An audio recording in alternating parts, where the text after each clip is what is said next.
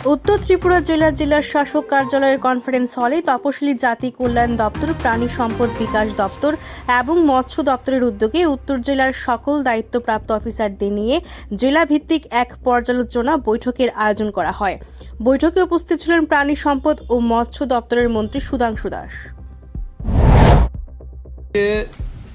Fishery department, ARDD এবং SC welfare ডিপার্টমেন্টের district level review meeting হবে নর্থ ত্রিপুরা ডিস্ট্রিক্টে। এবং আমাদের এই রিভিউ মিটিংয়ের মূল উদ্দেশ্য, আমরা প্রথমে রাজ্যভিত্তিক রিভিউ মিটিং করেছি 3 দপ্তরের।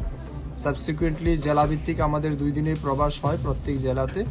একদিন রিভিউ মিটিং হবে, পরের দিন ফিল্ড ভিজিট এবং অন্যান্য ডিস্ট্রিবিউশন কিছু থাকলে, ইনোগ্রেশন থাকলে, এইভাবে আমরা প্রোগ্রাম ডিজাইন করেছি। সো অ্যাকর্ডিংলি আজকে আমরা নর্থ ত্রিপুরাতে এসেছি। আমাদের সাথে আমাদের দপ্তরের সচিব, 3 দপ্তরের ডাইরেক্টর আছেন, এই জেলার যারা জনপ্রতিনিধি রয়েছেন, বিশেষ করে এমএলএ, যারা পরিষদের সভাধিপতি, সহকারী সভাধিপতি, পঞ্চায়েত সমিতির চেয়ারপারসন, এদের সবার উপস্থিতিতে আমরা পর্যালোচনা বৈঠক করব।